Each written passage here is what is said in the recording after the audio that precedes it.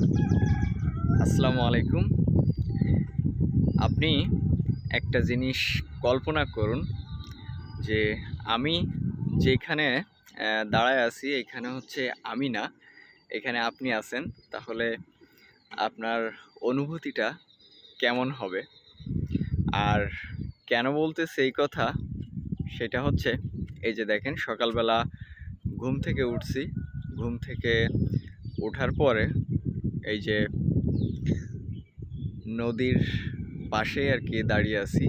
তো এখানে যে সুন্দর একটা মিষ্টি হাওয়া বা খুব সুন্দর ঠান্ডা বাতাস যেটা অনুভব করতে পারতেছি, সেটা আসলে হয়তো আমি যেটা অনুভব করতেছি সেটা হচ্ছে আপনি অনুভব করতে পারবেন না। কিন্তু এখানের পরিবেশটা আপনি দেখতে পারবেন। দেখেন ওই যে ওপারে হচ্ছে সুন্দরবন আর আমি দাঁড়িয়ে আছি হচ্ছে এপারে। এপারে নদীর চরে আমি দাঁড়ায় আছি। তো এখানের যে আবহাওয়া এবং যে সকালের যে মিষ্টি একটা রোদ সেটা আপনি অনুভব করেন যে আমার জায়গায় আপনি আছেন, তাহলে আসলে সেটা কেমন লাগবে।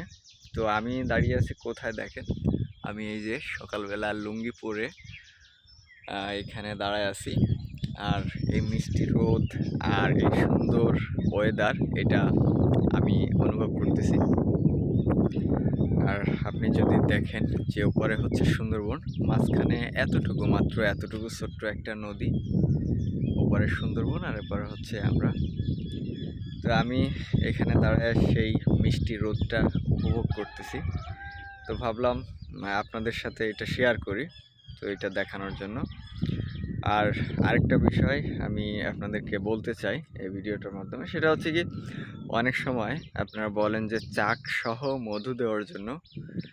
তো চাকসহ মধু দিতে পারি না যে কারণে, সেটা হচ্ছে এই যে দেখেন এই সুন্দরবন এলাকা থেকেই এই মধুটা কিন্তু নিয়ে যাই হচ্ছে খুলনাতে। খুলনাতে নিয়ে সেখানে স্টোর করে রাখি। তো রাখার পরে সেখান থেকে আপনাদের জন্য পাঠাই। তো খুলনা থেকেও যদি আপনাদের কাছে পাঠাই তো ২ থেকে ৩ দিন সময় লাগে।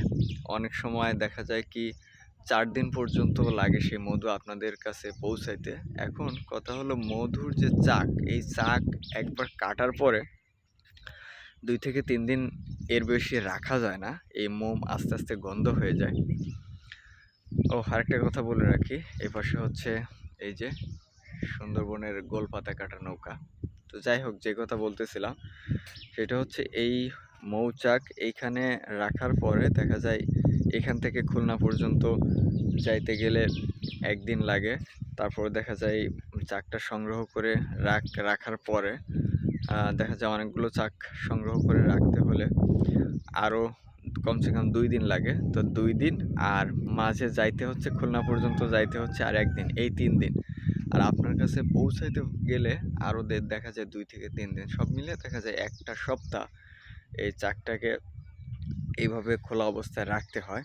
তো যেটা হচ্ছে মোম গন্ধ হয়ে যায়। এজন্য আসলে আপনাদের কাছে এটা দেওয়া সম্ভব হয় না।